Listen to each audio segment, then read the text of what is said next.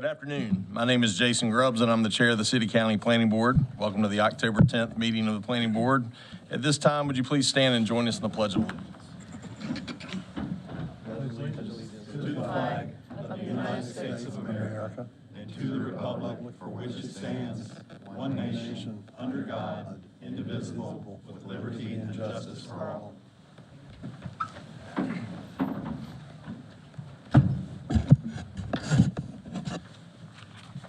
Today's meeting is being broadcast live by Winston-Salem TV Digital Media and will be rebroadcast at 10 o'clock a.m. Friday morning and again at 4 p.m. Sunday afternoon. Additionally, on-demand recordings will be available on the City of Winston-Salem's YouTube channel.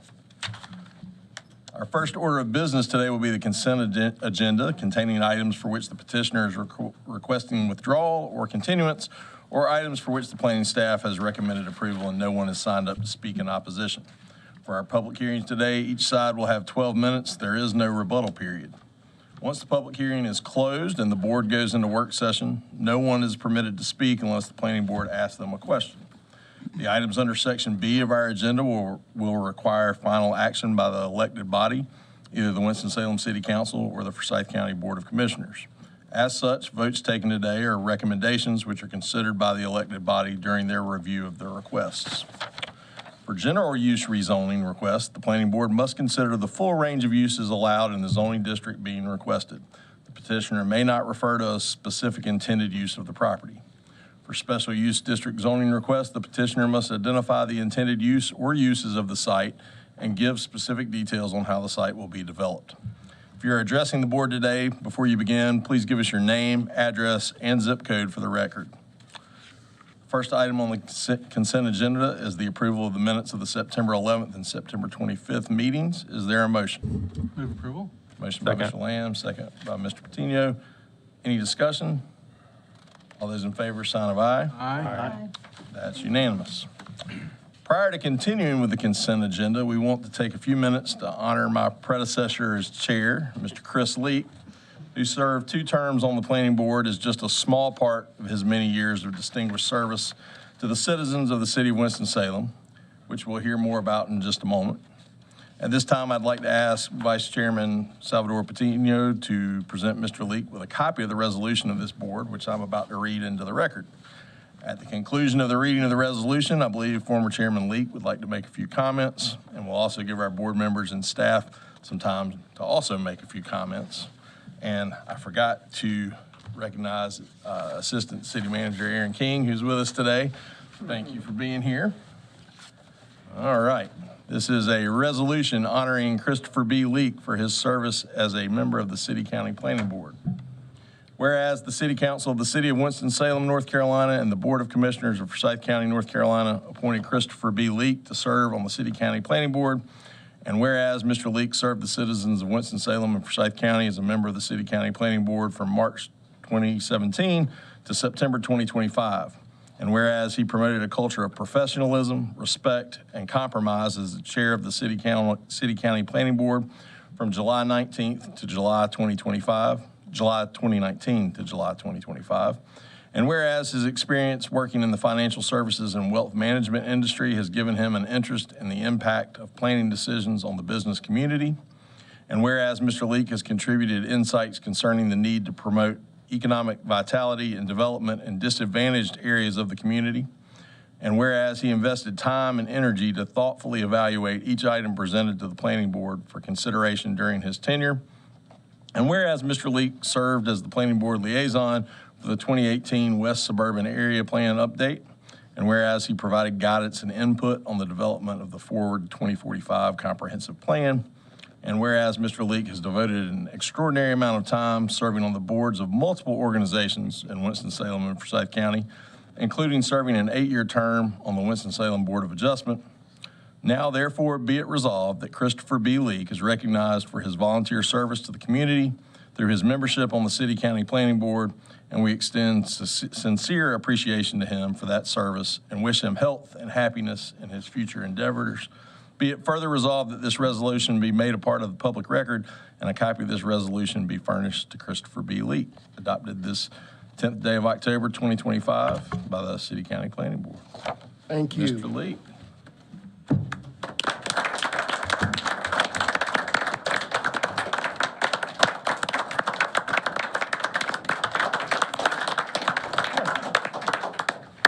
Thank you so very much. You know, I have very, Zip code, please, Mr. Leak. Yeah, 27101, 100 North Main Street, Suite 2500.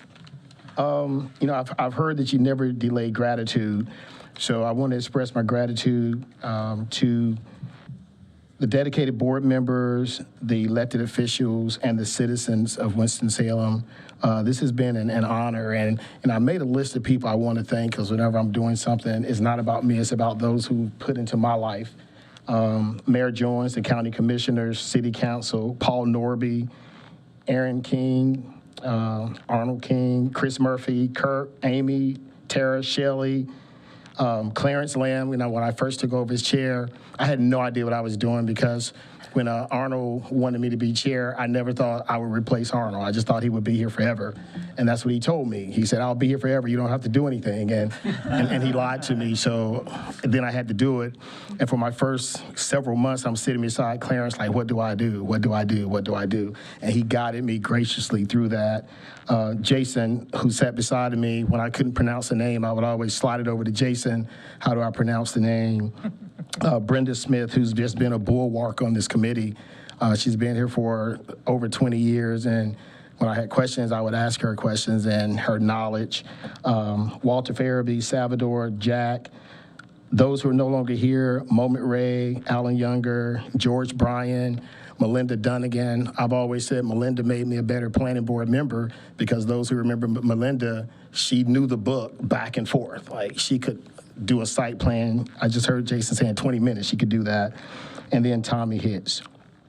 My last remark, I would say the planning board continues to open doors. I hope you continue to open doors for more attainable housing choices, continue to modernize and update development standards, and do it all fiscally responsible. You know, I think our city and downtown, you know, I remember sitting here and we did the Marshall Park, and there's just so many concerns our community has, and I think it's up to the planning board to think futuristically into how do we make this work, how do we make this a better place to live, work, and play, and continue to make this what we call the city of the arts. So thank you so very much. It's been an honor to serve the citizens and the planning board. You're in great hands, because the staff is second to none.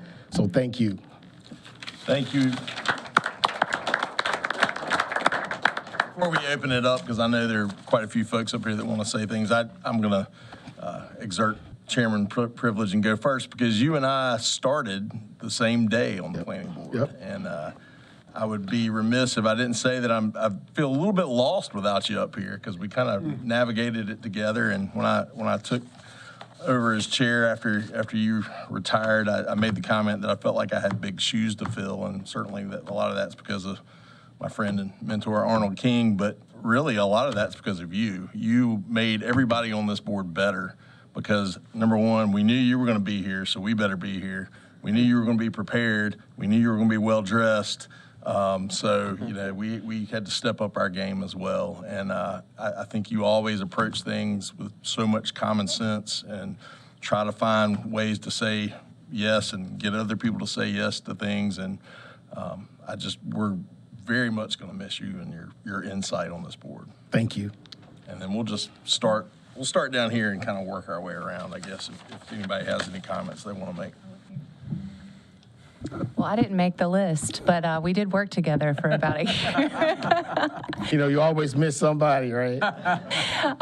No, I say that because I lament that I didn't have more time to spend with you up here, and the short time that we did share together was very helpful for me as one of the newer board members as well. I remember our first lunch, and you just taking me out and introducing me to what was to come, and it was very helpful in preparing me for this responsibility. So I look forward to everything that you'll do next, and that long list of accomplishments continuing on into the future. Thanks, Lindsay. Well, thank you for your time on the board. Thank you for your consideration of the needs of the city.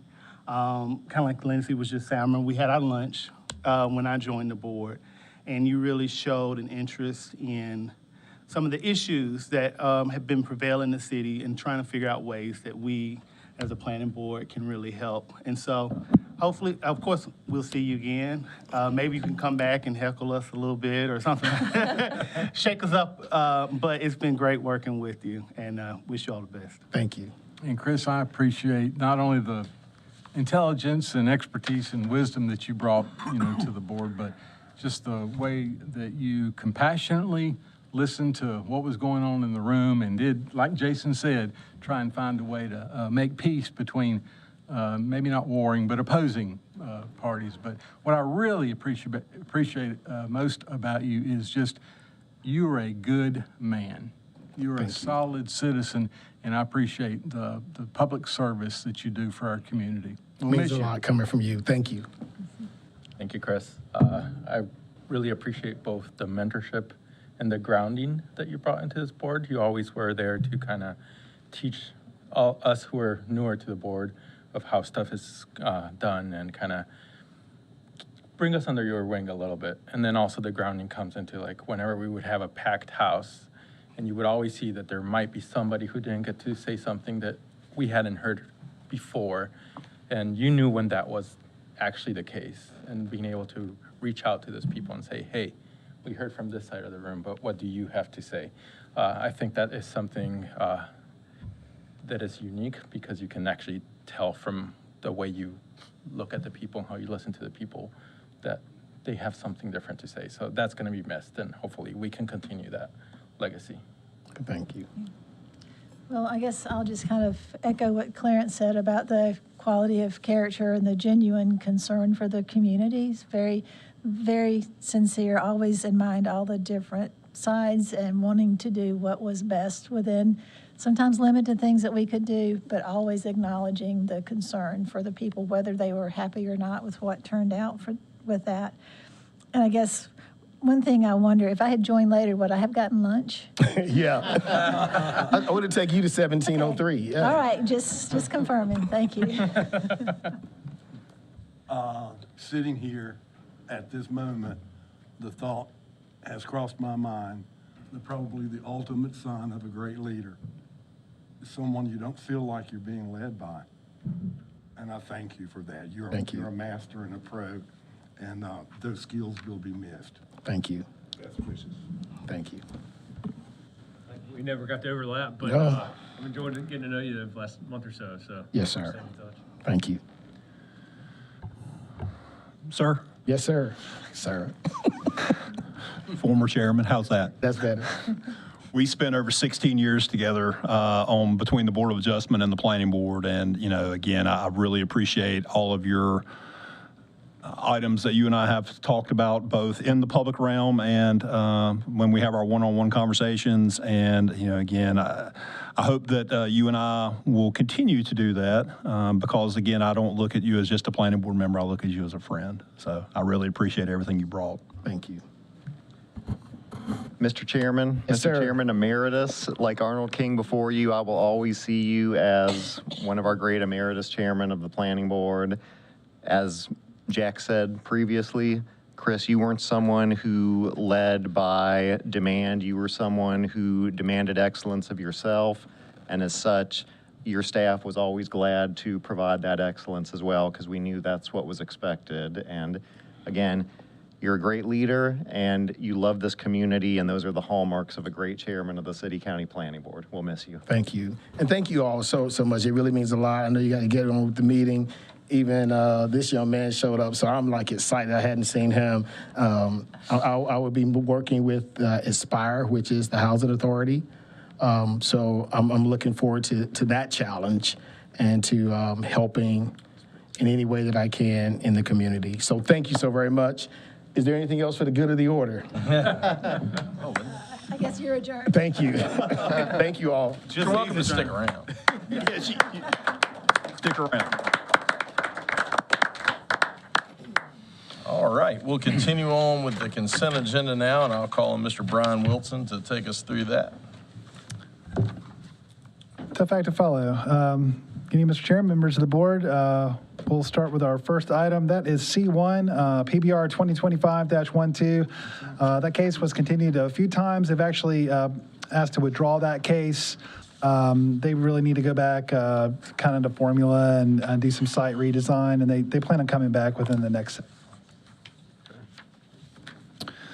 Next item is B1, that's W3662. The petitioner is City of Winston-Salem. This is for Brookberry Farm Phase 13. This is a zoning conversion from Forsyth County MUS to City of Winston-Salem MUS for a pending annexation. It's a 12.85 acre site located at the eastern terminus of Charolais Drive and at the northern terminus of Hilly Creek Lane. You can clearly see where that phase is going to be outlined in yellow there. This is the remainder of Brookberry Zone MUS here, and then you've got the single-family neighborhood also to the south, the RS9. And that's the aerial. They have not started grading work yet. As of February, they hadn't started grading work. Well, and our on-site pictures have not started. Okay, gotcha. Yep, yes, sir. Area plan does recommend residential single-family detached units at a density of 0 to 8 dwelling units per acre. That's the proposed subdivision plan will be generally consistent with that. But again, this is just a zoning conversion and not really consideration of underlying land use. Staff does support this request, and I'd be happy to answer any questions you might have. Any questions for staff? All right. No one signed up to speak in opposition to this item. Is anyone here opposed to this recommendation? Seeing no one, I declare the public hearing closed. What's the pleasure of the board? Mr. Chairman, I move the planning board find that the request is consistent with the comprehensive plan. Second. Motion by Mr. Lamb, second by Mr. Patino. Any discussion? All those in favor, sign of aye. Aye. Aye. Any opposed? That's unanimous. Mr. Chairman, I further move the planning board recommend approval of W3662. Second. Motion by Mr. Lamb, second by Mr. Patino. Any discussion? All those in favor, sign of aye. Aye. Any opposed? That's unanimous. Mr. Chairman, our next item is B2, that's W3663. Petitioner is the Winston-Salem Forsyth County Board of Education. They are requesting to rezone an RS7, RSQ, and RM18 zone properties to RS7 and IPL. You can see the majority of the site would be rezoned to RS7L, and then there's this one portion, excuse me, I don't have my laser pointer on. You can see the small portion there. They want to rezone that to IPL. Again, there are several uses that are requested here, but it's anticipated this may be the future site for the actual elementary site. The IPL zoning request is to allow for a potential electronic message board sign. The site is located on east of Highway 52 and west of North Cleveland Avenue between East 21st Street and New Hope Lane, and it's a 7.3 acre site. This is the aerial. The site is largely undeveloped and partially wooded. You can see the built environment there. I've got this small park here to the west, this PB zoning here to the south for kind of a mixture of commercial uses. This is the Hope project here in RM18, and then a church there to the east of the site, single-family homes to the north of the site. And this is the East-Northeast Winston-Salem area plan update. Does recommend a mixture of uses, commercial institution and residential uses for this location. This also works in concert with Cleveland Avenue Homes Transformation Plan, that new public schools could bring activity and connectivity to this area. Therefore, the request is consistent with both the area plan recommendation and the general recommendations of Ford 2045 to locate schools in areas that have good pedestrian interconnectivity. Staff does recommend approval of this request, and I'll be happy to answer any questions you might have. Any questions for staff?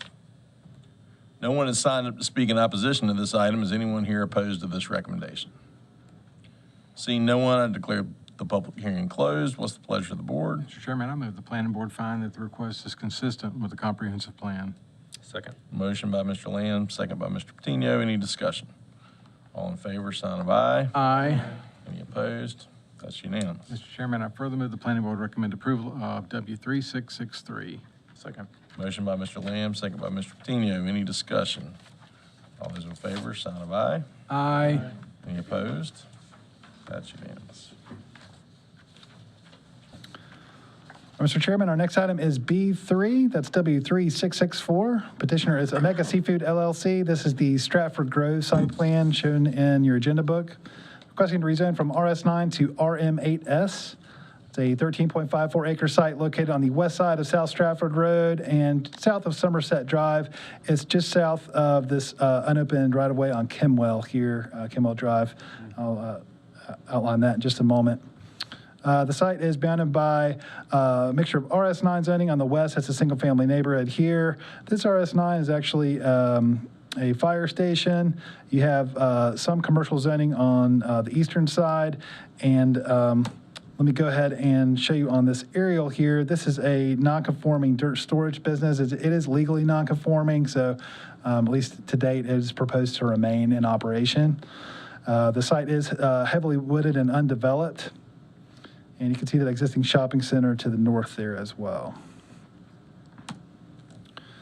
And this is the Southwest Suburban Area Plan Update Land Use Recommendation Map. It does recommend low-density attached residential units at a density of 0 to 8 dwelling units per acre.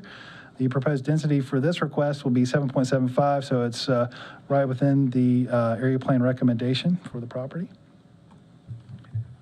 And this is the proposed site plan. The plan shows 105 total townhome units and 19 total buildings. They are proposing a new internal street network with principal access through off of South Stratford Road here. And they, working with Winston-Salem DOT, they are going to open this unopened right-of-way on Kimwell so they can get further interconnectivity to the shopping center to the north and allow secondary means of access to the site. They are showing one stormwater device in the central western portion site to manage all stormwater. They're showing all required buffer yards, the common recreation area with a clubhouse and pool area at the entrance to the site with the attendant parking area. And here are the proposed elevations showing those two-story townhomes, their garage entry townhomes.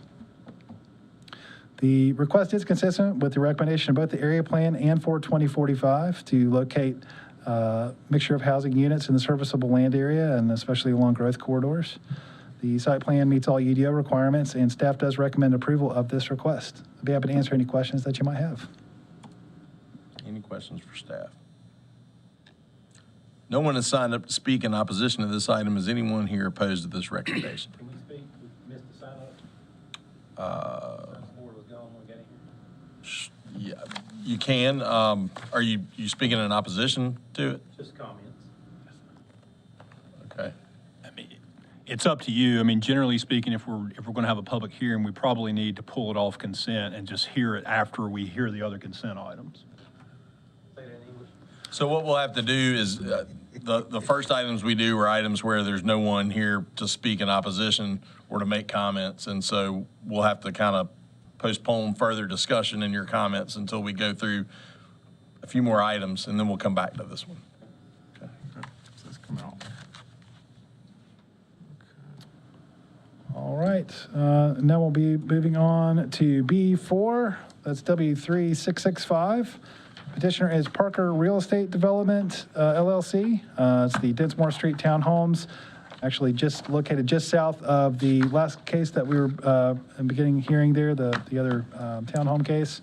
Petitioner is requesting to rezone from RS9 to RM5S. It's a 2.03 acre site located on the north side of Dinsmore Street between South Stratford Road and Brandywine Road. Again, there are a couple of commercially zoned properties on South Stratford Road. There is RS9 and one LI zone property across Dinsmore Street, and those are all constructed single-family homes. I'll show that in just a moment.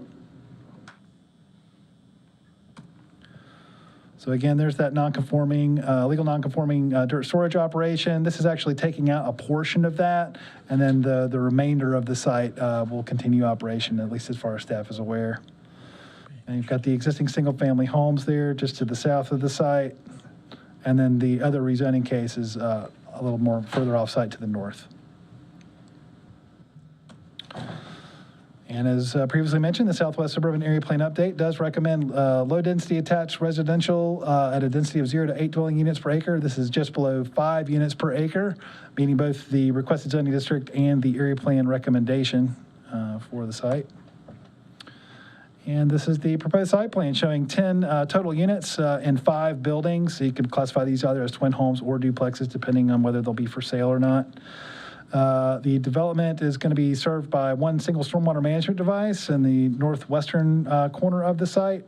And each of these units will outlet directly onto Densmore Street. There's no need for an internal drive given the way that they've designed this. The estimated traffic generation is estimated to be lower than or possibly equal to, but at least in the estimate, lower than what would occur with comparable single-family zoning utilizing the existing RS9 zoning district. And this is our concept rendering showing how these are proposed to look on the exterior. The request is consistent with the recommendation of both the area plan and 42045. Site plan meets all UDO requirements, and staff does recommend approval of this request. Be more than happy to answer any questions you might have.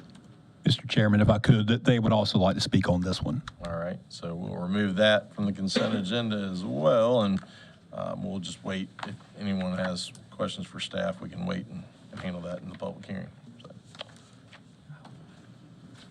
Mr. Chairman, and we will also be having a staff report on this case.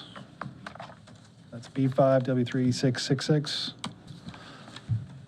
And our next item is B6, that's W3667. Petitioner is Longleaf Properties LLC and Wilson Legacy LLC. This is the Bethabara Village Apartments. Requesting rezone from RM18 to RMUS.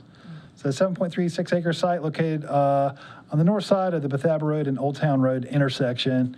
You can see all the adjacent sites to the north, west, and east are all either RM18 or RM18S. There is some RS9 zoning to the south, and I'll show you in the aerial in just a moment. There is an existing church there to the south. The site is bounded by railroad right-of-way on the north. And again, you can see the site is partially developed with 6 existing apartment buildings. They're proposing to bring it all in comprehensively to rezone this. And you can see that existing church building there to the south, and this is Monarchus Creek going further to the south off-site. The East-Northeast Winston-Salem area plan update does recommend intermediate density residential at a density of 8 to 18 units per acre.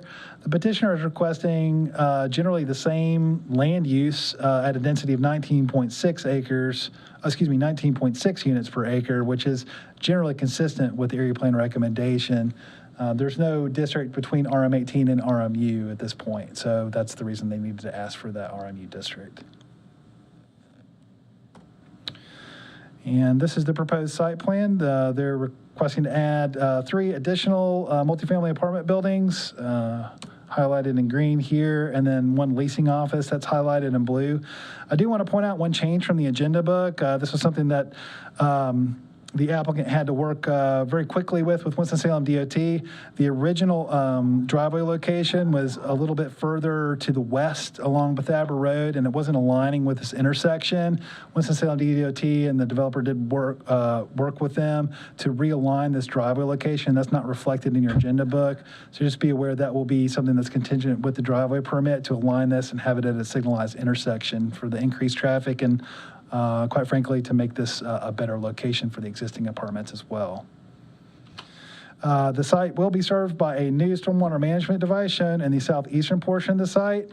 The original development was not required to do stormwater management. It was actually predates our current stormwater ordinance. So they're going to be capturing all the stormwater from the proposed expansion, along with the area highlighted in pink. The stormwater ordinance says that you either need to divert water around your new development or capture it. So they're capturing that runoff from the parking lot area and managing that through that existing stormwater, or excuse me, that proposed stormwater device there.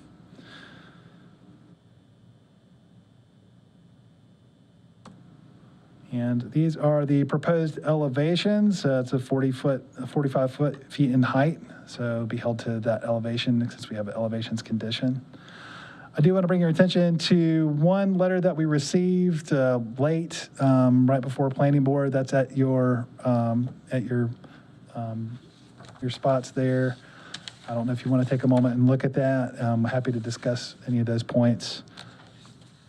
We do have several conditions of approval that are standard for multifamily developments of this nature. And just to provide a little more context on what Brian was saying, staff did review these conditions, and for the most part, these conditions fall into one of two categories. Either they're things that our ordinance standards already address, or they're things that are beyond the scope of what planning and inspection staff can legitimately address through conditions. So overall, we feel that the proposal is responsive within the parameters of the law.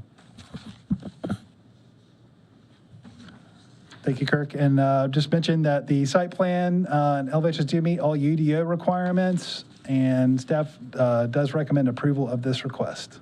Be happy to answer any other questions you may have. Question, did you say a signal will be put in at that intersection?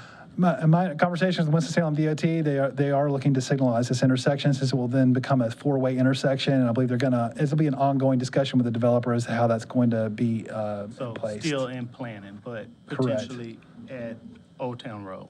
Correct. Okay. And in the plan, is it a median coming from the western side of Bethesda Road? It's not a raised median, it's a painted median, so that's one of the reasons they wanted to move that. It's just a painted median. You could still try to make a frankly dangerous left turn across traffic to be able to get out, and especially considering the increase in the number of units, that was something that Winston-Salem DOT wanted to address at this stage. Okay. Any other questions for staff? Question, was there affordable housing project just to the west of this? To the northwest across the railroad tracks. Across, okay. Just a couple months ago, right? Correct. Yeah. It's been through 3 times, for some slight redesigns and other things over the course of time. Just as a point of clarification, 2 things. The site plan that is in your packet is correct. It actually does have that on there. When we were doing our slideshow preview yesterday, I happened to be on the letter that came from the petitioner for the neighborhood meeting that had the site design in the wrong place. So it is in there. The correct one's in there, but so is the original one. So that was my confusion. Secondly, just to be clear, it's my understanding there already is a signal at Old Town and Bethesda that this would hook into. I may be incorrect, but I think that in either case, they're going to have to change it to a 4-way stop, so there will be some signalization changes. okay. I'll put it that way. Any further questions for staff? No one has signed up to speak in opposition to this item. Is anyone here opposed to this recommendation? Seeing no one, I declare the public hearing closed. What's the pleasure of the board? Mr. Chairman, I move the planning board find that the request is consistent with the comprehensive plan. Second. Second by Mr. Lamb, or motion by Mr. Lamb, second by Mr. Patino. Any further discussion? All in favor, sign of aye. Aye. Any opposed? That's unanimous. Mr. Chairman, I further move the planning board recommend approval of W 3667. Second. Motion by Mr. Lamb, second by Mr. Patino. Any further discussion? All in favor, sign of aye. Aye. Any opposed? That's unanimous. Chairman, and it's my understanding that someone in the audience does want to speak for this case. I'm happy to preface it, or we can wait to have a full staff report. Are they, somebody here speaking in opposition? I'm sorry? As long as the changes have gone through, I'm fine with that, but I would like to speak Okay. about the process. All right, if you'd like to speak, then we're going to remove it from the consent agenda, and we'll come back to it here in a few minutes.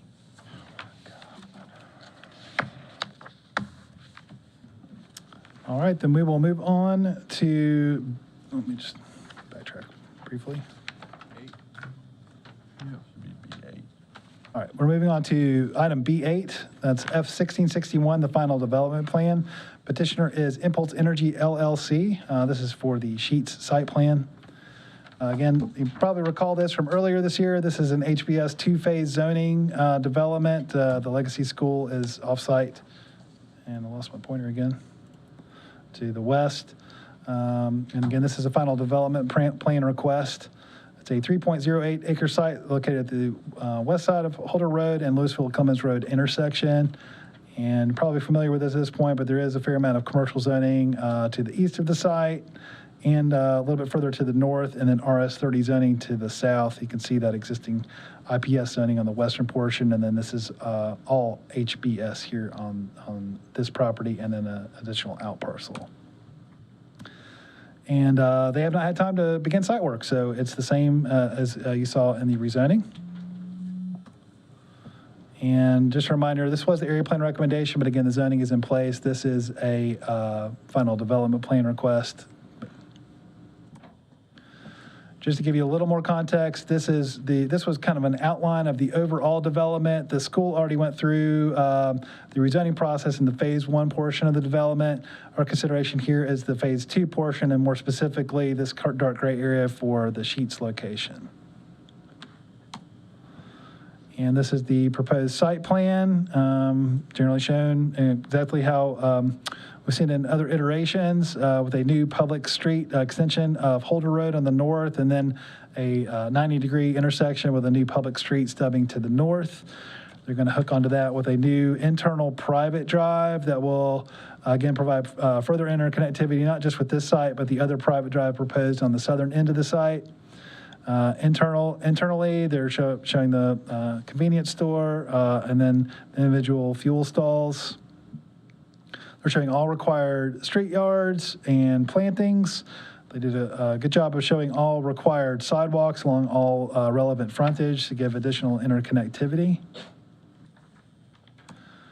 And these are the provided elevations, meeting the phase 1 conditions. And again, the site plan and the elevations meet all phase 1 conditions and UDO requirements. Staff does recommend approval of this request, and I have no other comments. If you have any questions, just let me know.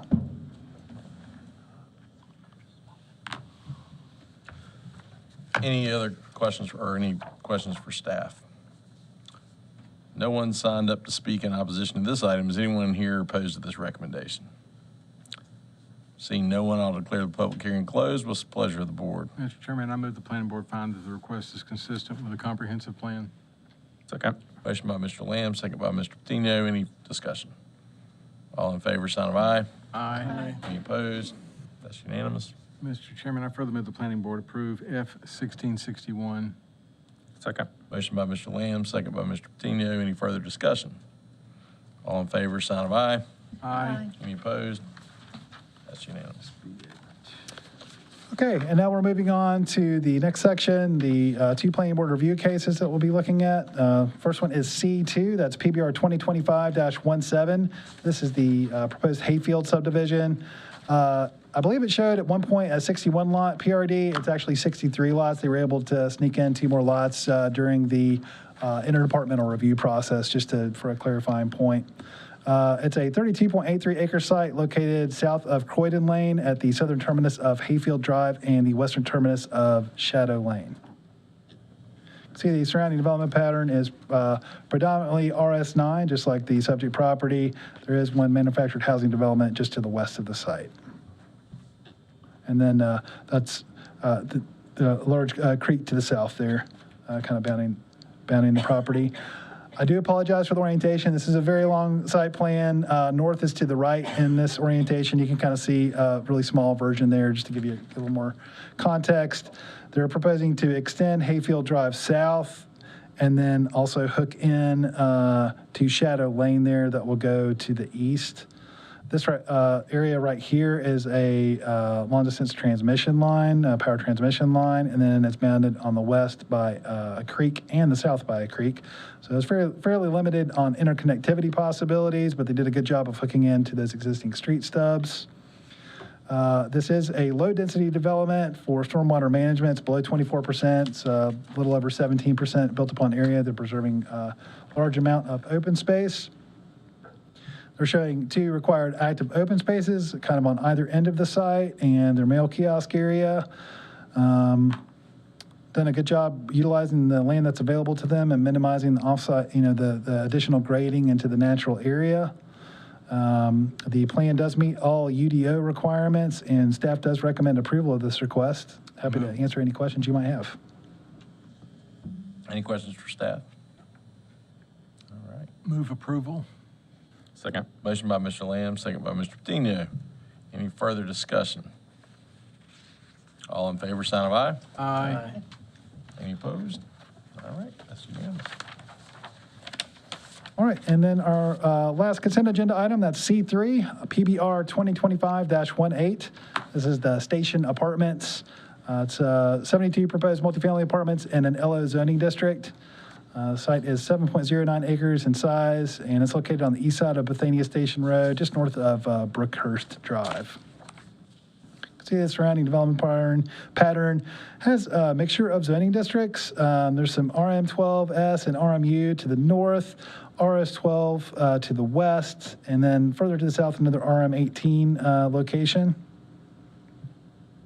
And of course, this site is bounded by the railway here, and then a fair amount of flood zone further to the east.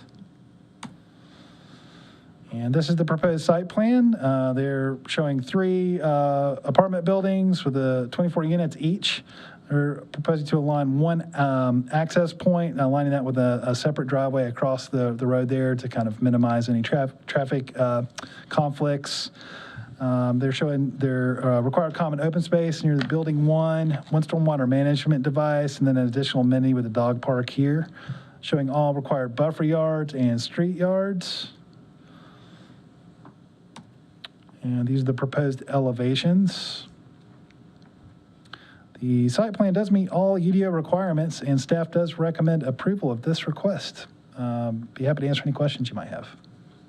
Any questions for staff? I have a question, if the developer is here. Are they here? Is the developer here? You are? Okay. Really, I grew up in this area not too far from here, and the area is highly prone to flooding.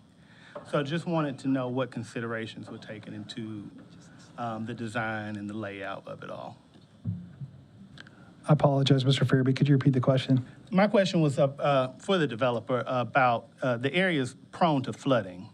There have been times when all these houses and people stuck down there in that low-lying area. So just want to know what considerations were taken in the design and the layout. Sure. I believe Mr. Steve Causey's here if he wants to illuminate that for just a moment.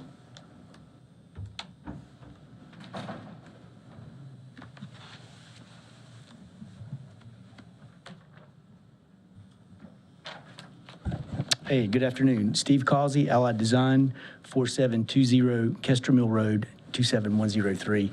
We're actually the site plan preparer. Our developer's out of town. But in preparing the site plan, we did ensure that the elevations of our site will be above the regulated 100-year floodplain. I am familiar with problems in the area. I think the road routinely floods south of us. But our site, at least, will be raising above the 100-year flood elevation. So.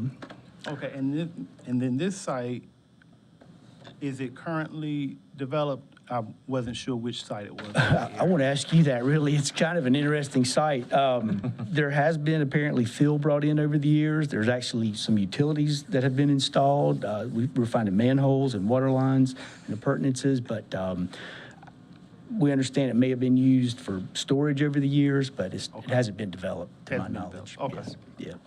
Okay. I think several other site plans have come through before, but nothing. Okay, thank you. Any other questions for Mr. Causey while he's up here? All right, thank you, Mr. Causey. Thanks. Any other questions for staff?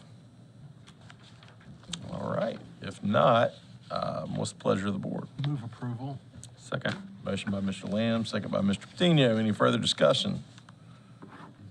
All right, all in favor, sign of aye. Aye. Any opposed? That's unanimous.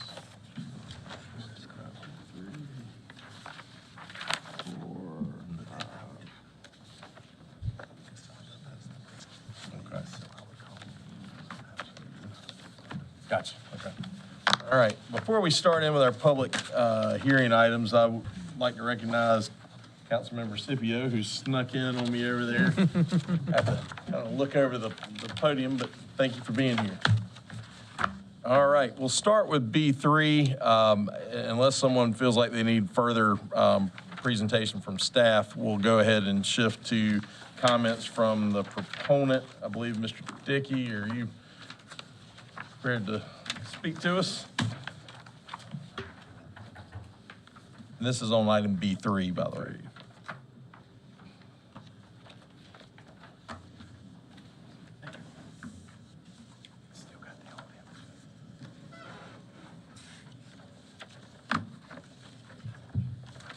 There we go. Good afternoon, Luke Dickey with Stimmel Associates, 601 North Trade Street, Suite 200, Winston-Salem, North Carolina, 27101. Thank you for your time this afternoon to go over this project here. It's known as Stratford Grove, otherwise as W3664. Brian had done a great job of giving kind of my presentation, so he stole most of my comments, but I will go ahead and kind of reiterate again what the key highlights of the plan are. Again, this is a 13.54 acre site. The request to rezone from RS9 to RM8S for 105 townhomes. That comes out to about 7.75 units per acre. There's a clubhouse and amenity area that's located at the main entrance up that comes off of Stratford Road from there. And then, of course, in the parking lot then is behind that will serve that facility. The mail kiosk and stuff will be integrated into that clubhouse area there. With the main access coming off of Stratford Road, we have to work with NCDOT, so there will be a right turn lane that will be provided on there. There's already a center turn lane already on Stratford Road on that section from there. So we're working with them when that comes through for the driveway permits. There's secondary access for a new road within Kimwell Drive, the right-of-way there that will connect to Somerset Circle Drive that's into the shopping center. So that, again, provides extra connectivity. That's our second means of access. When we had our neighborhood meeting, we hadn't had the interdepartmental review meeting yet, so there may be some comments about secondary access. I'm not sure from the neighbors, but now that has been solidified that we will be making that connection, and it's represented on the plan here. There is no connection back to Brandywine Road. I know we had some concerns about that from some of those neighbors that were back there when the invites went out. So the very first call I got was, are you connecting to Brandywine? And the answer to that is no, we are not. The proposed traffic generation, as you saw in the staff report for this, is really approximately equivalent to an RS9 development for 65 lots that would be permitted on this. So it's pretty much equally balanced in terms of what traffic would be generated. And again, traffic has always been a concern out in this area, but for this, especially Brandywine, I've heard has been started being used as a cut-through area. Again, with this not connecting to Brandywine, though, everything's directed back now to the shopping center and to Stratford Road. So I wouldn't see this really generating much traffic heading back in that direction from that standpoint. Again, the elevations here are shown for two-story townhomes with a one-car garage. Here, basically the lower level is brick, and then more like a fiber cement board then would be on the upper level. And then here's the side elevations. Again, as the area plan had called out within the Southwest Suburban Area Plan, it's located in a proposed growth corridor there along Stratford Road, and with the recommendation of that low density attached residential, so 0 to 8 units per acre, and we're right at that level of 7.75 units per acre. We did have our neighborhood outreach that we always like to do before we make our plan submittals. So what's highlighted here in yellow is the site. The white dashed line that goes around that's the 500-foot notification area. Everything that's highlighted in red is who we sent notifications to for our meeting. So we like to go well beyond that 500 feet from that standpoint. So we had a total of 311 invites that went out to property owners. We did have 9 neighbors attend the meeting, and also had 2 phone calls in regards to that. So unfortunately, a little bit of a low turnout for the amount of invites that we had sent out for this request. I'd like to see a little bit more. But the staff report then had our report for you as well, and the questions primarily centered on traffic, what we're going to do with stormwater management, what's the kind of concerns about maybe sanitary sewer that we're tying into the existing sanitary sewer with the neighborhoods here. When we went through the interdepartmental review comments with the city staff from utilities, there was no concerns about capacity in this issue. Obviously, when we go to design, that final design for that sewer connections, that will be looked at even further.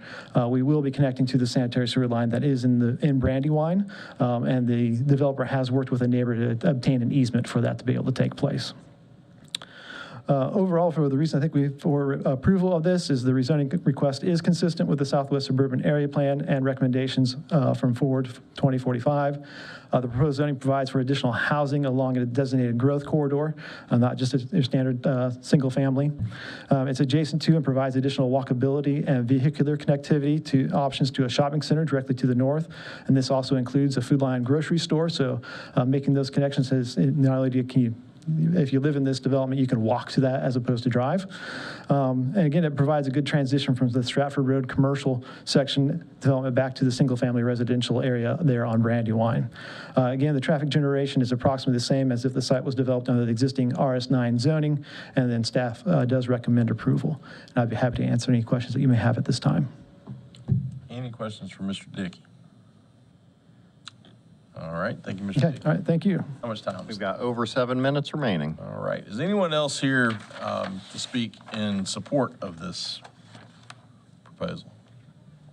All right. Seeing no one, we'll shift to opposition. And before we do that, just as a reminder, each side has 12 minutes. Prior to beginning your remarks, please state your name, address, and zip code for the record. So if you're here to speak in opposition, now's your chance. I ain't got a lot to say, but I don't know who did the traffic count, but anybody that's going to leave this. I'm sorry, sir. Could you give us your name, address, and I'm zip code? David Dinkins. I'm at 111 Gamble Drive. And your zip code? 27103. Thank you. I'm concerned about traffic and everything he mentioned. You know, anybody leaving this place is going to cut back through Brandywine to go to anywhere on this side of town. The only way to come back out of there is to come back through here and go back through Brandywine. And the road is really not wide enough for two-way traffic. I go through there every day and I get run over for the cut-through people. I mean, literally have to pull off the grass to get traffic to go through because they're cutting through at 50 mile an hour. My other concern is the city's comments were addressing bringing sewer in on Stratford. We got an 8-inch pipe, from what I understand, and it stops up many times since I've lived here. And we're talking about putting in another 105 units on the same sewer system. I mean, I think that the approval was based off of going on Stratford, not Brandywine. So I'd like them to look at, you know, the sewer line capacity and then the stormwater. I mean, hope to not just dig a hole and hope for the best. I mean, I've lived here, you know, for 25 years, but like 4 years ago, the whole area has flooded multiple times. I've seen multiple yards with a foot. Like my daughter lived 3 houses down, had 2 feet of water in her basement. The guy in front of her had 4 feet of water in his basement. So, you know, the stormwater is bad in this area. I mean, and this is only going to make it worse by opening this up and taking down the trees and all the natural runoff. But just, I'd like somebody to look at, you know, the stormwater, water and sewer, and traffic a little heavier. That's all I got. All right, thank you. Before we move on, the staff, I might be the only one. I'm struggling to see where the connection with Brandywine is, or how. The other map, that'd be better. Can you show me? I had a question I mean, about that too. The area map, it's easier to see. Okay. It'd be more obvious. Well, I mean, Mr. Chairman, what I would say is, again, I mean, obviously, Come out of there, you got to turn right, and if you're going to go to that side of town, you're going to go that way. You're not going to go back against Stratford Road. Mr. Chairman, if I could, if you would go back now to the site plan. Sure. If I lived in here and I was going back to the left, I would go to the north and go back to the stoplight just north of Greek Guys in that shopping center, because there is a traffic light there. If I'm going back points to the north, I'm not going to go south, turn on Dinsmore, and then go up Brandywine, and then go to Somerset to get to a traffic light that I could have gotten to by driving directly to the north. You'd be amazed. Well, I mean, again, you know, that's certainly an opinion, but one of the reasons why we wanted this project connected to the shopping center was to allow for interconnectivity to the commercial, but also to get out to stoplights. You have a stoplight at the shopping center on Stratford Road, and then where the shopping center itself ties into Somerset at Sheets, there's another light, I believe. So again, from that standpoint, we would see, generally speaking, most traffic would probably want to go back out to a light as opposed to taking the circuitous route down Brandywine. As far as sewer and stormwater, I mean, those things are evaluated from the rezoning standpoint, but they also have to go through specific permitting processes. You know, obviously this is a preliminary review and approval, but whenever it comes time to actually get the infrastructure development permits and those kind of things, they would have to go through and get the stormwater permit, get the grading and erosion control permit, get the utility connections, which includes that information has to be sent to the state. So again, there are checks and balances in place that address the stormwater and the sewer connections. Like I said, the city comments showed up going on Stratford, not Brandywine. Just to be clear. All right. How much time's left? 10 minutes remaining. All right. Is anyone else here to speak in opposition? Come on up, sir. If you'll give us your name and address and zip code for the record, please. Good evening, afternoon. My name is Jim Sullivan. I live at 2594 Brandywine Road, Winston-Salem, 27103. I'm really not here to speak so much in opposition as I am concerned about the traffic that has already been mentioned a couple of times. And that I do have a question for the gentleman, just to address that. That first stoplight as you turn north on 158, that first stoplight leads into the shopping center there. So that doesn't, you can go one more block and there you can turn left on I've forgotten the name of the street right now. You referring to the Somerset? Somerset, light? yes, thank you, Somerset. There's not a light on Somerset there. There's not a light. There, you can turn left. If you're going north on 158, you can turn left. If you turn left at the stoplight, you go right into the shopping center. If you turn left at the next road is Somerset, so, okay. But I do want to compliment you on the fact that you're working to provide needed housing in the city of Winston-Salem. I've heard that. I've been here 12 years, and I've heard that voice quite often, so I compliment you on working toward more housing. However, in the area we're in, Brandywine Road, I live on Brandywine Road, and that area has now, we have the Somerset Heights to our west that has, I'm not sure, 250 some units, I think. I'm not sure about that number. And then we've got the one that is over on Stratford. I think that will be fairly minimal amount of traffic, except where, as a previous person has said, the people come out of that subdivision and turn right and then go back up Brandywine to avoid the traffic at the Sheets Service Center. And that we are being bombarded right now with traffic through there. Even before Somerset Heights is completed, we're being bombarded with traffic coming down Brandywine. And the road is too narrow to handle even the traffic we have now. And there are places where you have to pull over, especially at the entrance of Brandywine from Somerset. You really literally have to pull over and let the traffic go by you, either that or take out a mailbox. And so it's that tight. So I would appreciate, we all would appreciate, and I've talked to not all the residents, but quite a few residents about the concern. So the road itself needs widening in order to be safe.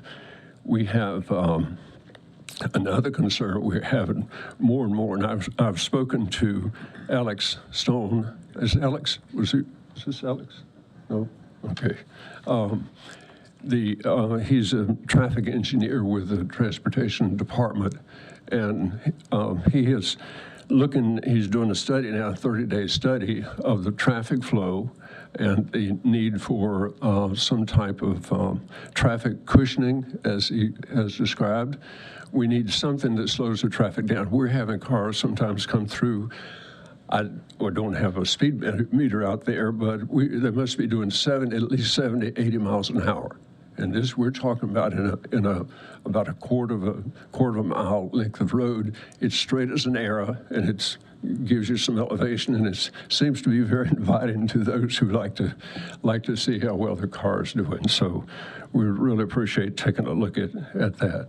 And we have lots of people now that use this road as a place to walk, and I think if something is not done, and I'm going to speak on with a bit of urgency here, if something's not done, I'm afraid we're going to get somebody killed, because these cars are going, some of them, it's not a whole lot, they're going really fast, but some, they open up and it sounds like they're on a drag strip.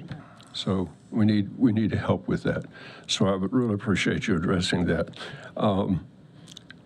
The Transportation Department, I know, will be working to see what they can do. We appreciate that very much. We'll see what kind of, Alex said that we're doing a speed check, and the number of cars and count of the cars using this. We've not had any major accidents on the road. It's so straight. But we, as all the residents on Brandywine and it's the streets that lead into Brandywine, we need help in looking at this, as we have now 3 housing developments. We've got Somerset Heights, and the one on Stratford, and the one on Dinsmore that are right next to where we are. So I thank you for listening. I appreciate the concern and some attention to this. Thank you. Any questions for Mr. Sullivan? All right. Thank you, Mr. Sullivan. Thank you. Anyone else here to speak in opposition? 5 minutes remaining. 5 minutes. Okay. Seeing no one, I'm going to declare the public hearing closed. Any discussion on this? Just, so for a point of clarity, will the sewer be accessed via Brandywine or Stratford? I feel like I heard Mr. Dickey say Brandywine. I know that was one of the points that was raised, so if we could just clarify. To help clarify with that, so there is sewer up in Stratford Road. So when staff is looking at their report, they're looking at what's adjacent to the property itself. So when they see that there is sewer, then they can say, yes, there is sewer available to the site. Does not necessarily mean that's what will be used to service the site, because Stratford Road is high and the site slopes away from Stratford Road. So there's only a certain portion up at the front that could ever tie back into Stratford Road. So since everything gravity flows to the west towards Brandywine, our gravity sewer connection will be in Brandywine, unless we put in a sewer lift station to take it all the way back up to Stratford Road. So at this point, a easement has been negotiated with a neighbor to be able to tie into the Brandywine. Okay, great, thank you. Thank you. And it is an 8-inch pipe. Thank you. So, and then I think the second point on stormwater, hopefully what we've seen in the past with some of these stormwater management systems being installed, it can help some of those pre-existing conditions. So my hope is that you might see some improvements there as well. And I guess with that, with all of this development underway, it sounds like the neighborhood is very engaged in reaching out to Winston-Salem DOT. This can be a tipping point for enhanced focus and attention on areas of concern like Brandywine, so I encourage you to stay engaged. And then remind me, whose ward are we in here? This is in Councilmember Andre Bowen's. Okay, so reach out to your elected officials as well. And continue to stay engaged. But thank you so much for coming forth with your comments. All right. Any further discussion? All right. Is there a motion? Mr. Chairman, I move the planning board find that the request is consistent with the comprehensive plan. Second. Motion by Mr. Lamb, second by Mr. Patino. Any further discussion? All in favor, sign of aye. Aye. Any opposed? All right. Mr. Chairman, I further move the planning board recommend approval of W3664. Second. Motion by Mr. Lamb, second by Mr. Patino. Any further discussion? All in favor, sign of aye. Aye. Any opposed? That's unanimous. All right, so this matter will go on to the Winston-Salem City Council for consideration at one of their future meetings. So if you want to be heard further on it, you can certainly go and make your voice heard again, and I encourage you to do so. All right. Mr. Chairman, the next item is B4, and I think we'll do something similar to what we did since you already heard the presentation on the consent agenda. What I would say is I believe this case was prepared by Allied Engineering and Steve Causey, so perhaps we would want to hear from them first. All right, without objection, we'll go ahead and hear from Mr. Causey.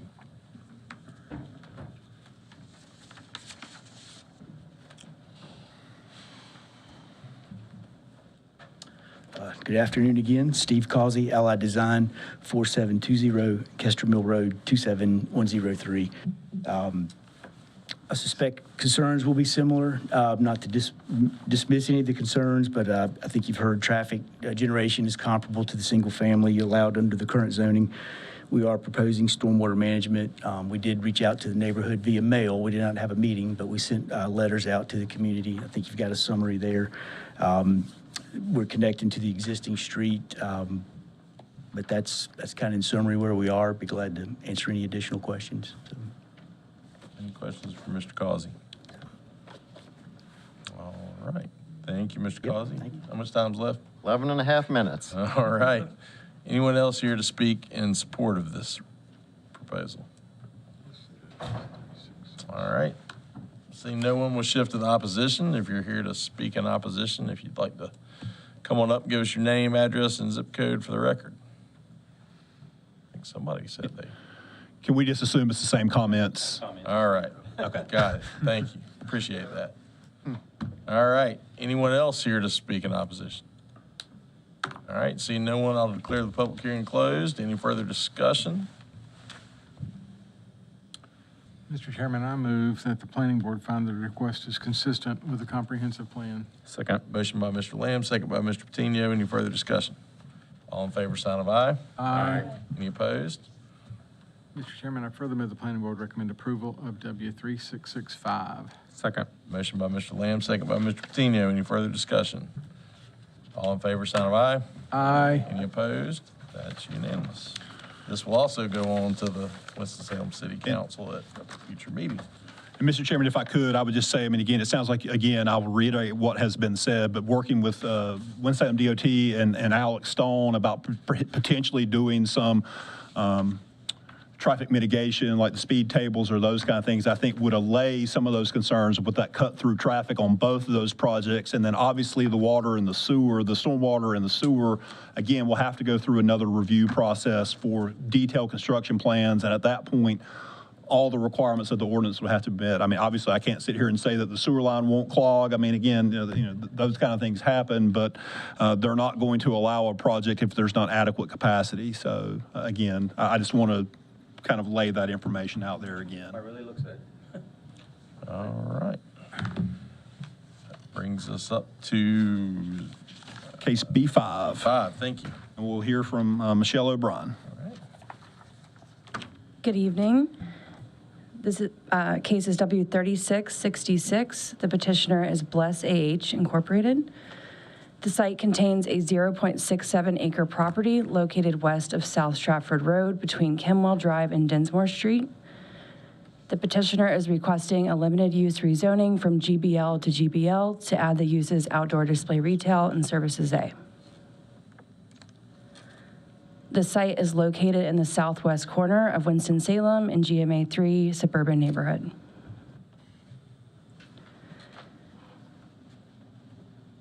As you can see from the location map, the subject property is currently surrounded to the south and to the west by single-family zoning. Directly to the north is zoned HBS, and then to the far south is also zoned Highway Business Special Use. To the far east, across from South Stratford Road, is zoned for general industrial. From the aerial, you can see the single-family home located to the east of the property, fronting South Stratford Road. The property to the south, while zoned RS9, currently functions as a dirt storage operation, you can see from the aerial. And then the property to the west is zoned RS9 and is currently under consideration for rezoning to RM8S that you just saw.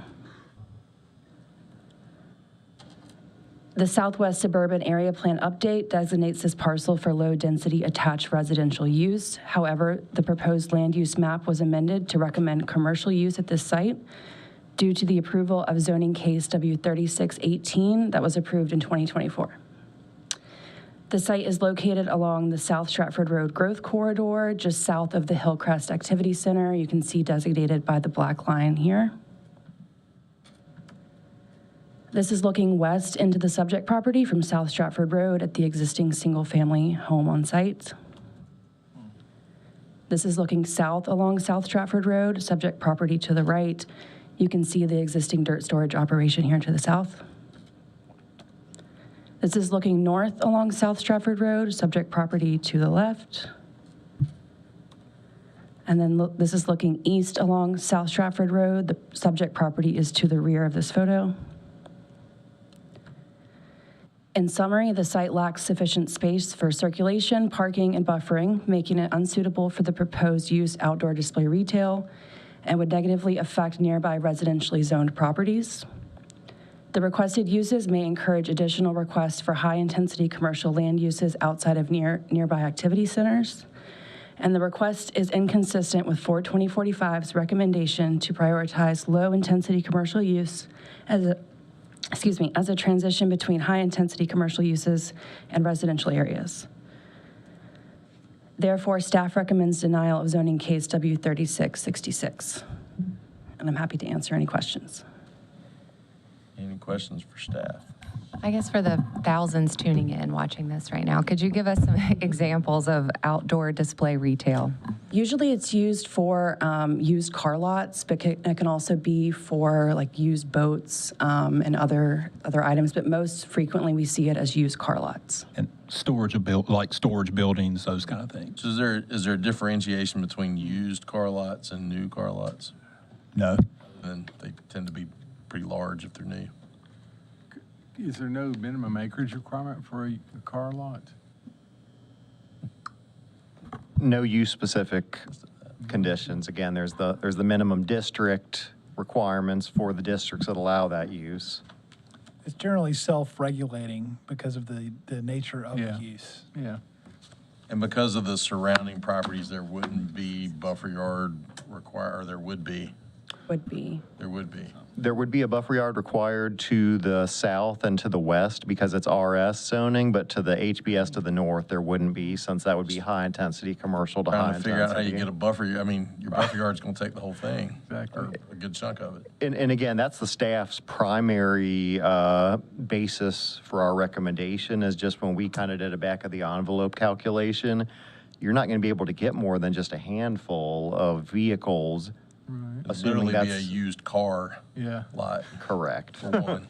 Did you all go through with the petitioner the potential of eliminating some of these uses?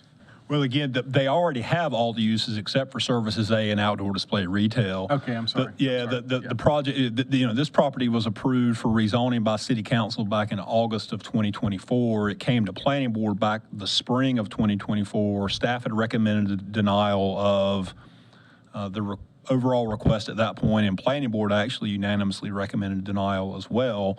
But Council,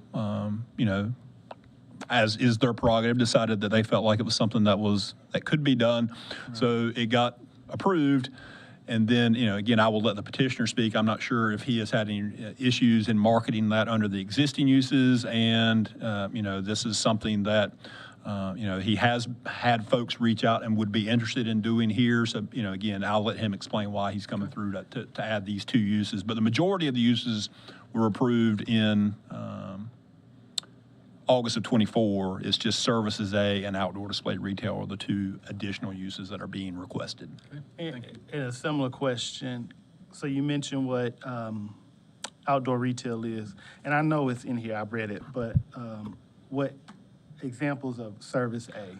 Similar, tattoo parlor, hair salon, barbershop, those kind of things. There are others, but those are just some high-level. Kirk, they may have some other items. Dry cleaner, nail salon, again, kind of any personal service type establishment, whereas Services B would be business-to-business services, which they're not asking for. Okay. Any further questions for staff before we start the public hearing? All right, we'll start the public hearing. Start out with anyone here in support.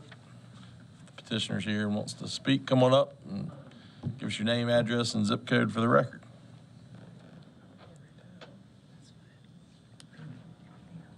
My name is David Foster, 4487 Cheyenne Court, Winston-Salem, 27106. So I'm the owner of Foster Realty. I was the one who came through in August of 2024 and did this.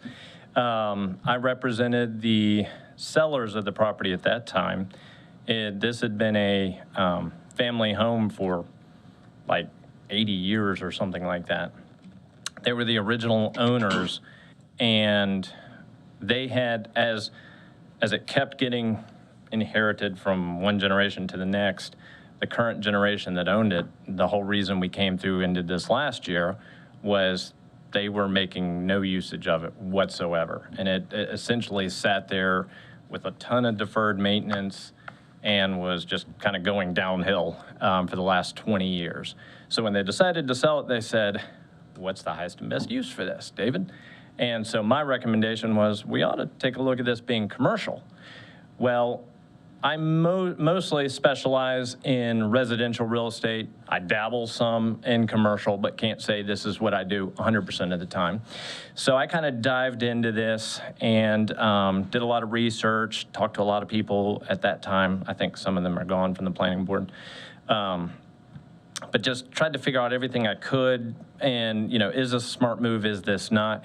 And as I was going through that and selecting the uses at that time, I selected everything that I thought would be, you know, a good potential for this property, not really knowing, because at that point in time, it's still residential. I haven't marketed the property to anybody yet. I really don't know what it's going to be used for, but this is what I thought.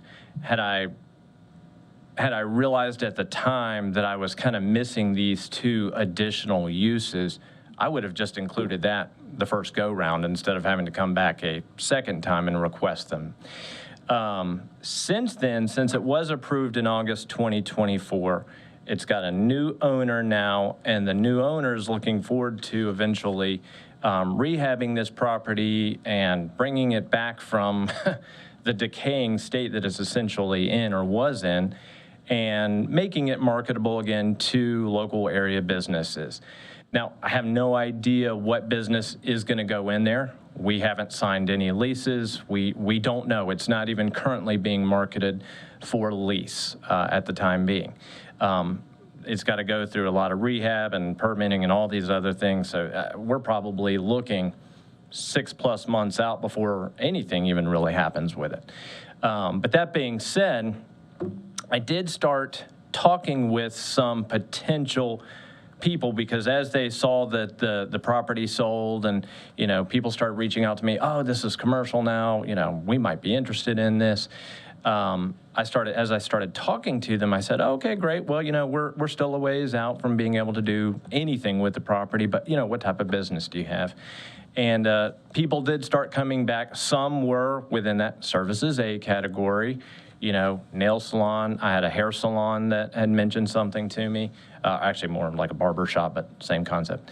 And also, I had 2 or 3 different people that came and said, hey, we would like to do like a little mom and pop used car lot here. So I was like, huh, interesting. The 2 uses that I didn't sign up for the original time around in doing this is what I'm seeing people, the feedback I'm getting now that we're potentially looking at marketing this soon in the future. And so I realized, you know, gosh, you know, as the new owner begins to get it ready and is going to start rehabbing the property and doing what all they need to do so that eventually this can be leased out to a tenant, that's when it was like, we need to go back through and see if we can open it up for these 2 uses as well. It may not end up leasing to a mom and pop used car lot, or it may not even end up leasing to a barber shop or nail salon or whatever. We don't know. The main thing is we just want to open it up to any potential, because we kind of feel like, well, anything is better than it was before. So now that we've got a new owner who cares about the property, who wants to take care of the property, and who just wants to add to the business community here locally, we just want to make sure that we have everything open and available for someone who might want to lease it. We don't want to put any constraints on it, obviously, that aren't approved. So the more we can open it up to and market it to as many types of different businesses, that's ultimately what our goal was. And again, had I known all this in 2024, we would have just included these two uses then, but here we are now. Any questions? Yes. Have you drawn a little map with the boundaries of the property and the dimensions of the setbacks and so forth to see what's actually left?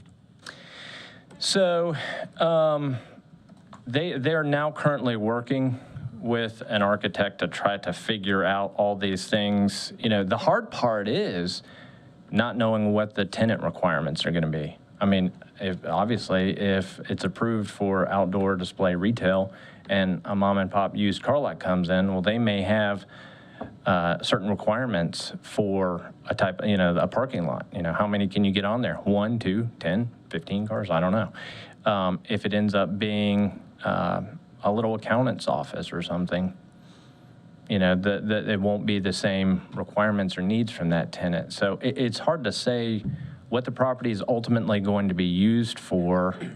They're trying to mock up with an architect now as they're going through and doing some permitting and things, the best way to potentially do the parking situation, things like that in regards to all the buffers and all that. But,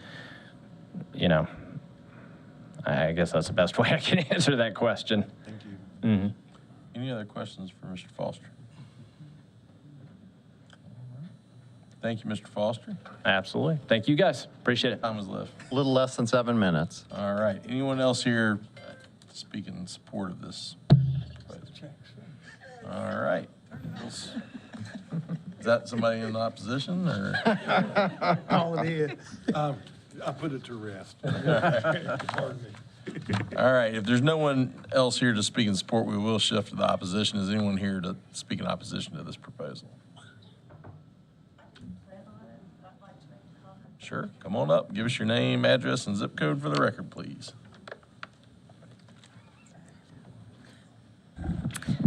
Julie Magnus, 630 Fenimore Street, Winston-Salem 27103.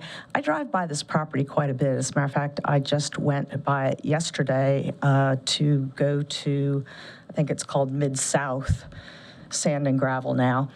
And the house looks great because there's been a lot of work done on the outside. It's nice and green instead of more wood than white paint. But I'm just floored to think that outdoor display could be a use here. Because if somebody's coming to that site, there's got to be a driveway cut to get in there, and there's just not much place around that house to put outdoor display use. That's just my comment from going by that and seeing it and over decades here. Thanks. All right. Thank you very much. 11 Anyone minutes. else? 11 minutes remaining. 11 minutes. Anyone else here to speak in opposition? All right. Seeing no one, will declare the public hearing closed. Any further discussion? Yep. What are the side yard requirements? You already brought it up, but I do want to know what they are. They are 20. Is that what they would be? GB in and of itself does not have any. Against the HBS? Against the HB, again, there wouldn't be any. Okay. RS9. To the RS9, again, I think as far as for a new building, it would be 40 feet. 40 feet. For parking, I'm not 100% sure if that has to meet that same 40 feet or if that's a structure. The buffer yard's 20 feet. The buffer yard's 20, but there's a provision for a non-residential district adjacent to a residential district as far as a building setback. Again, if they utilize the existing structure would be legally non-conforming. It would be fine. They could not build a new structure and be within that 40-foot area. Right. The outdoor display retail parking area could be within 20 feet. They would have to have that buffer yard, but the setback is a structure setback, not a parking lot. What is the frontage along that lot? It's 100 feet. It's a 100-foot lot, 100-foot wide lot. Okay. Question? Go ahead. No, go ahead. I'm sorry. As far as the legally non-conforming use to the south, could this property being zoned GB I guess it would have to be, that would have to be an appropriate use to use it for more of the same, or is the non-conforming issue going to keep them from doing that? This property in and of itself would not be able to be utilized for the sand storage, gravel, that type of stuff, because it wasn't part of that original site. Right. Of course, at the time when Somerset was going through, and whenever this case was going through back in 2023, 2024, we knew that the recommendation for the area plan recommended all this to be multifamily. Again, at the time, we thought that the gravel entity had gone out of business, and then this piece of property that's in for this request, and then also the two properties to the north, could all be integrated into an overall project for multifamily along this growth corridor. Obviously, as we go a year and a half to 2 years down the road, that hasn't come to fruition. The sand entity is still in operation and will continue to do so. This rezoning is here. You already have the two pieces of property to the north that are underutilized. It's there, but it can't expand. The sand and gravel can't expand onto this, and on this piece of property in and of itself, they can only do what the city council ultimately approves, if that makes sense. Yep. I think I answered your question. You did. Thank you very much. Question, comment. I don't really, like as people have said, the outdoor display doesn't really seem appropriate here, the size and all of that. So we have been asked to rezone it from GBL to GBL for the addition of the two uses. Could the board approve? Services A seems like something that could be a type of business that would fit in this structure. Could we approve? How does it work? If we wanted to prove that, or I don't know, is it two steps or what? I don't know. You could not without their permit. In other words, I think you could say, you could ask the petitioner, would they be willing to consider dropping outdoor display retail and just moving forward with the services they use? And if they agreed to that at this forum, then you could make the approval with that as a recommendation of approval based on that consent that you would receive from the petitioner. And again, I'm assuming you would want to ask him that in a second. Right. If he is not willing to do that, then, in other words, you can't send it forward with the recommendation of approval without everything they've requested. If they're not willing to remove that use, then at that point you have the choice to make. Do we send it forward approval, or do we send it forward denial? Okay. So you. I was just going to say, I think that's worth asking and exploring if we could remove that, if you'd be open to a removal of that particular use for us to feel more comfortable with. Mr. Foster, you want to come on up and give us your thoughts on that? And if he also needs to speak to his client, again, the other option is you could continue it for a month and come back. It could be held here and then come back in November if he needs to check with his client. I mean, that's kind of where I was going with that, is unfortunately what I don't want to do is make a decision that could be detrimental on their behalf if they feel completely differently. Then, so I would rather talk with them, see what their thoughts are, and go from there, because if I say one thing, it shuts it down to this point, and they say something different. Sure. Now I'm the bad guy. If it would be helpful to you, I think this board would probably be supportive of a continuance to a future meeting. Well, if you want to take some time to confer with your client, but you'll have to request that, and then we'll have to vote on it. Sure. So. Yeah. Okay, so we can move to continue it.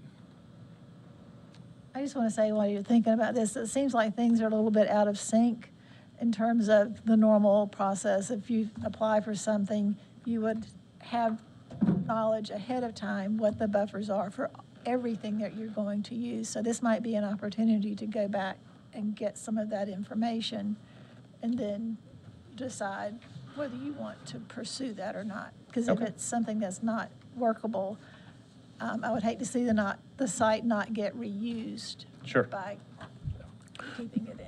Mr. Chairman, the next planning board meeting is November 13th. Okay.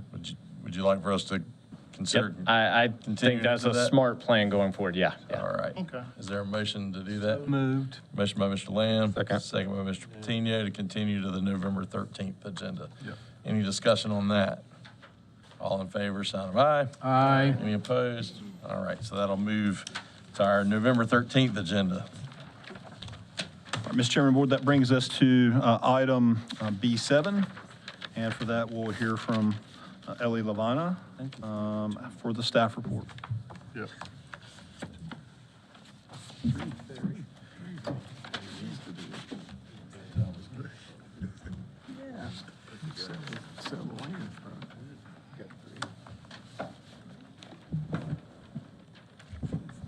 Alrighty, good afternoon. So case W3668, the petitioner Fred and Mary Simons Joint Revocable Trust. The site is 0.58 acres, located at the northwest intersection of Oakwood Drive and Queen Street. The request is a site plan amendment which proposes to expand the parking area and enclose the carport of an existing residentially scaled office building.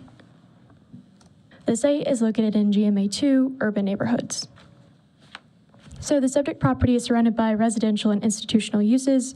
To the west and north are multifamily apartments and single-family homes to the south. To the east is Temple Emmanuel. So the site is developed with an existing office building and associated parking. The property has access to public utilities along Oakwood Drive.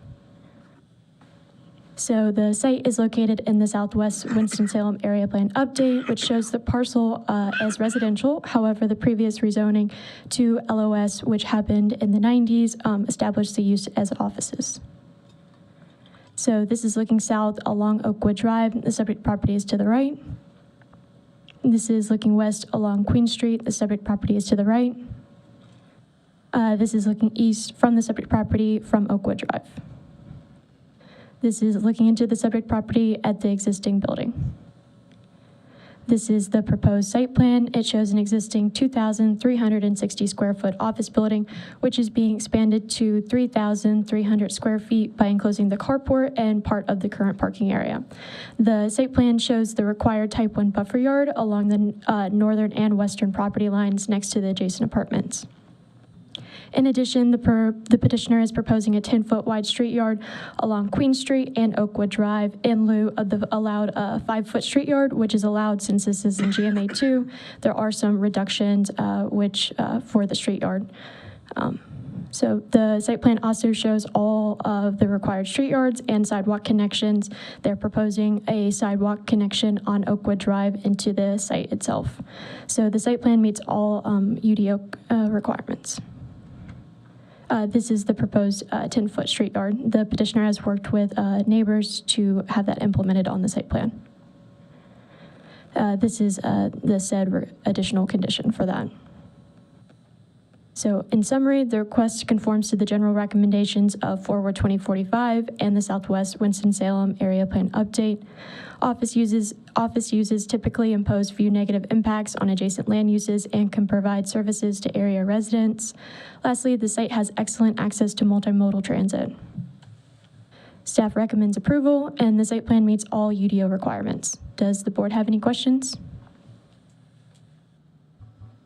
All right.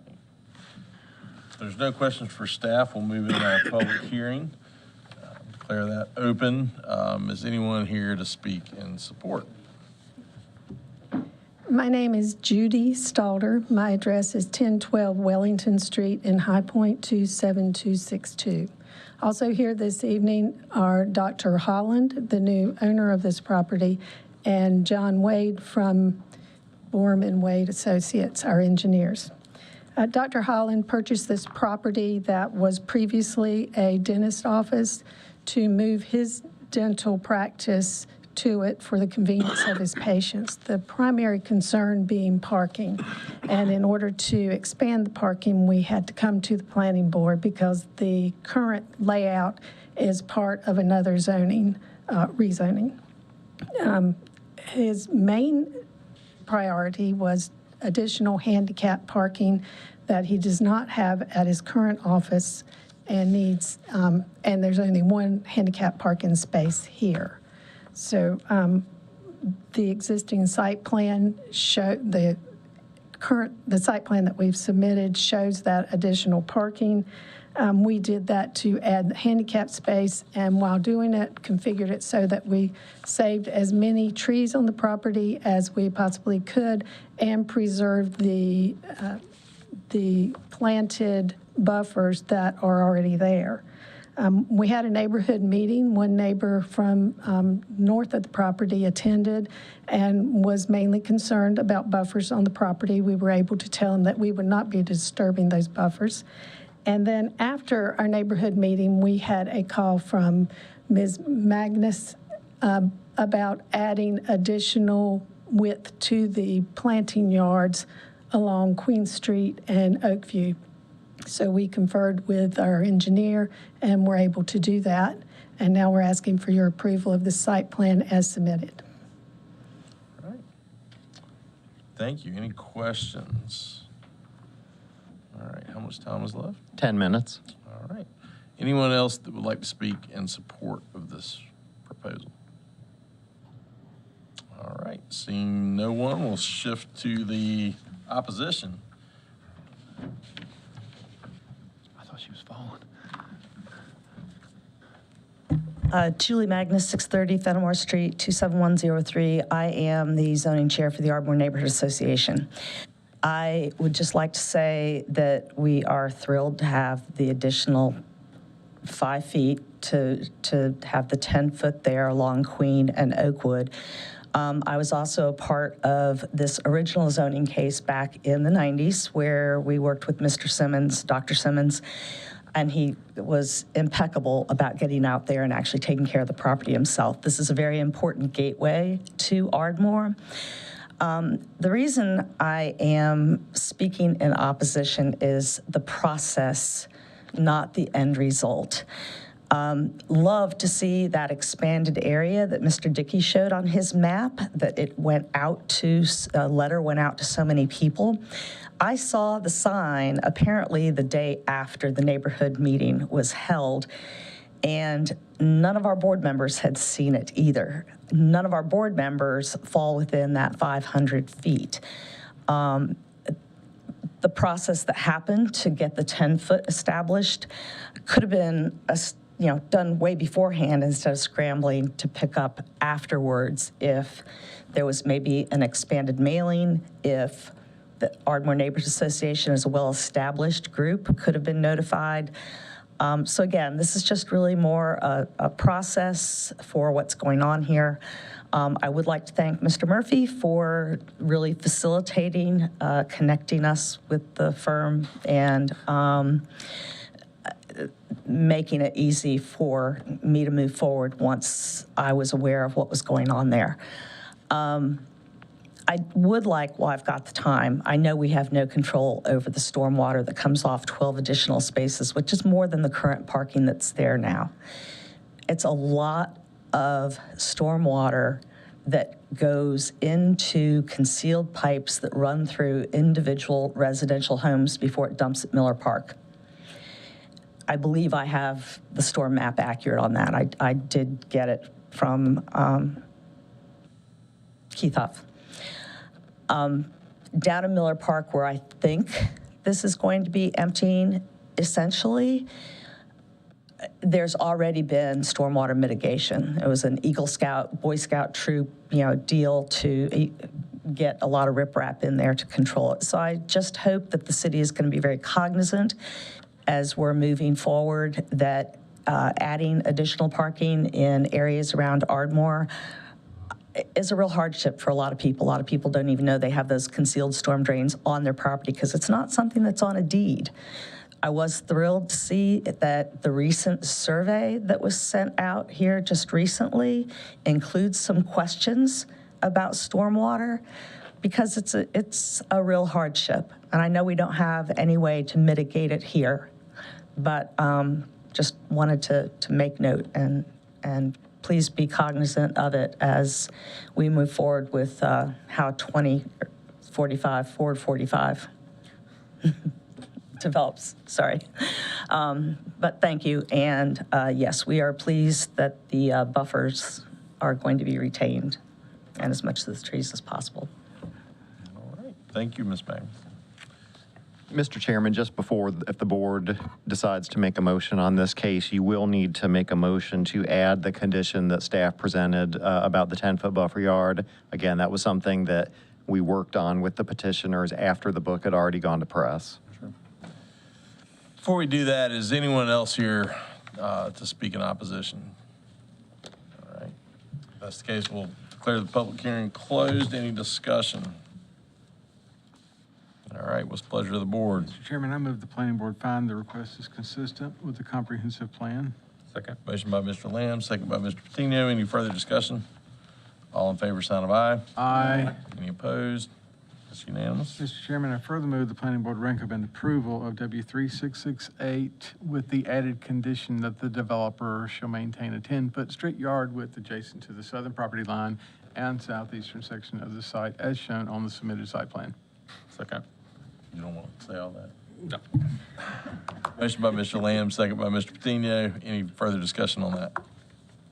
All in favor, sign of aye. Aye. Any opposed? That's unanimous. All right. Mr. Chairman, next we'll have the first of two text amendments, B9, and we'll hear from Dan Roberts. This is a text amendment related to a sign provision in the county.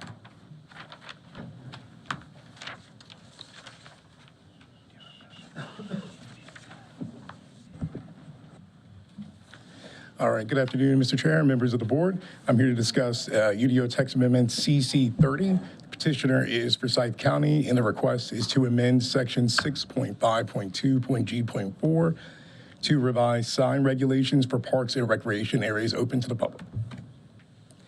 The county is currently developing a 200-acre agriculture and recreation park north of Tobaccoville, which is expected to draw out-of-town visitors for regular use and special events.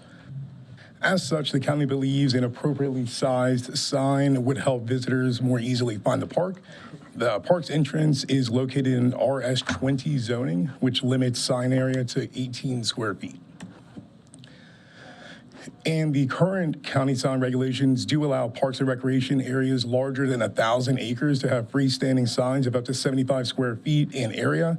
And the county believes that this provision should include parks and recreation areas of 100 acres or more, such as this new park that is going in north of Tobaccoville, as mentioned. Planning staff agrees that a 75 square foot sign would be appropriate for such a large facility and would ensure that visitors can easily find their destination. Therefore, staff recommends approval. All right, any questions for staff? All right, any discussion? All right, what's the pleasure of the board? I move the planning board find that the request is consistent with the comprehensive plan, Mr. Chairman. Second. Motion by Mr. Lamb, second by Mr. Patino. Any discussion? All in favor, sign of aye. Aye. Opposed? That's unanimous. Mr. Chairman, I further move the planning board recommend approval of UDO CC30. Second. Motion by Mr. Lamb, second by Mr. Patino. Any discussion? All in favor, sign of aye. Aye. Any opposed? That's unanimous. All right. I guess I missed it. Yes and yes. Brian, could you help me where it says?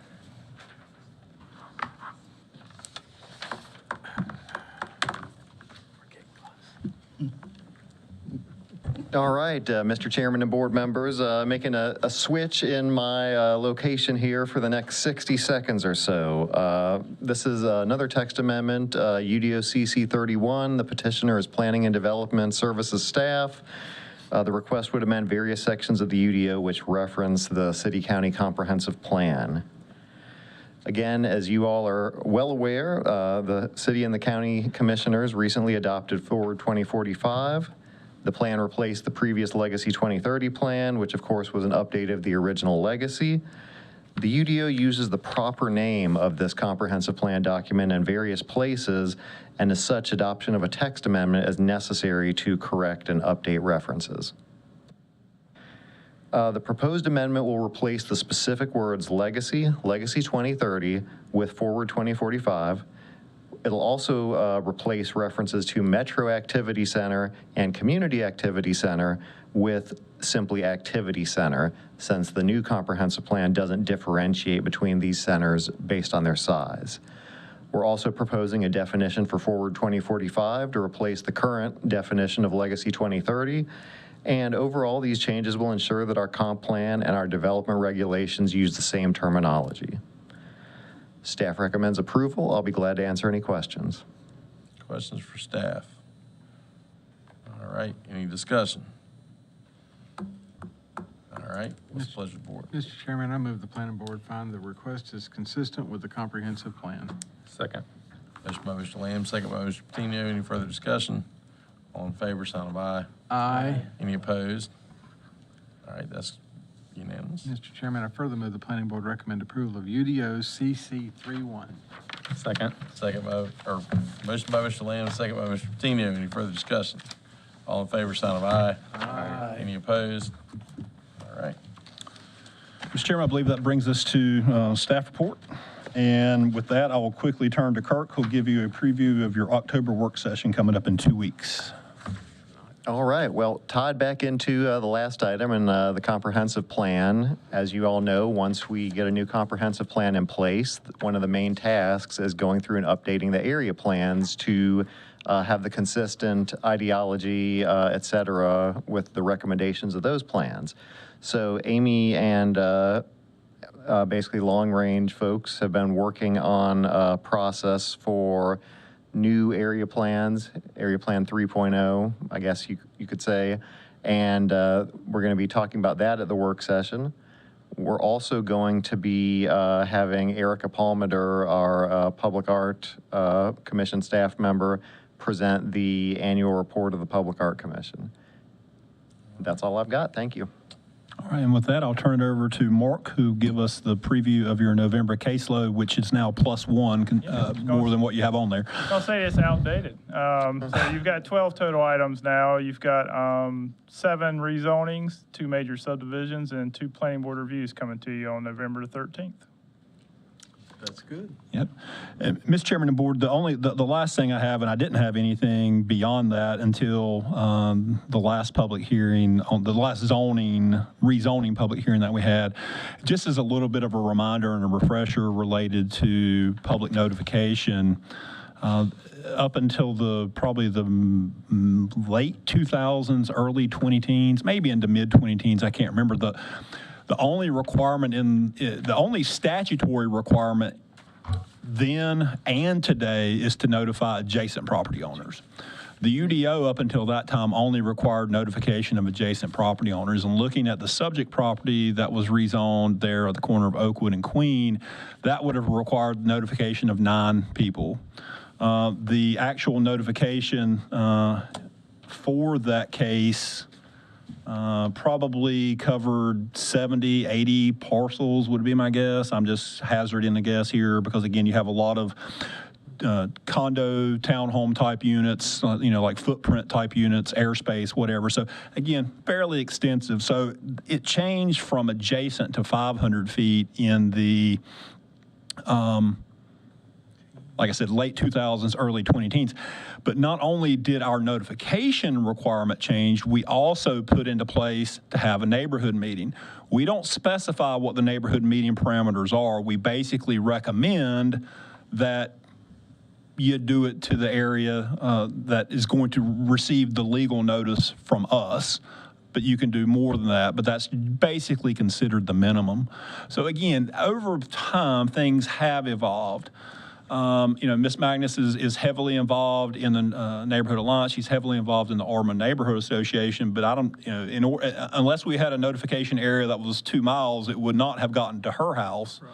Right. So again, this is trying to strike that balance between what used to be, what could be, and this kind of feels like is what's right. The one thing that I would say is our process hasn't changed in the 24 plus years that I've been here. The zoning meetings are at the same time. The information gets posted on our website now. I can't speak much to time before websites, but essentially all that information is available. So I would just encourage any neighborhoods that have an association, that have a zoning person, just to make sure that they're checking our website every month to kind of see what those cases are, so they're familiar with that. Because obviously we're never going to have a notification requirement that's so extensive that it's going to, send a mailing notice out to everyone. We'd have to send one to the entire county every It's a matter month. of fairness, too. No one 2 miles away should control a property that, 150 is the front door to my neighborhood that's 2 miles away. But I don't consider that within my extrajudicial territory. Yeah, again, in fairness to her, again, she is the zoning chair for our board, but as such, again, she and whoever else serves in a similar role should be regularly checking our website. And if they don't know where that is, feel free to reach out to our staff and we'll help them. Again, at the end of the day, if they send us an email saying, hey, what's on, we can refer them to the website, send them the link, or send them the long form, which is our Excel spreadsheet and a PDF, and the map, if there are any questions. Is there any size limitation to that 500-foot radius requirement or the neighborhood meeting? Does it have to be a certain number of acres or a certain? The only thing it says is if you're rezoning, if your rezoning request is if there's any residentially zoned property within the 500-foot notification area. Right. So in other words, if you're in the middle of a commercial area and you're going from GB to HB, you can have a neighborhood meeting, but there's not really a requirement to unless you have residential within that 500-foot area. Oh, yeah. But for small projects, it really is an onerous requirement. Yeah. For small things, anyway. Mr. Chairman, that's all I have. All right. If there's nothing else, do we have anything for the good of the order? Our motion to adjourn. All right. Thank you. Thank you. Thank you. Final.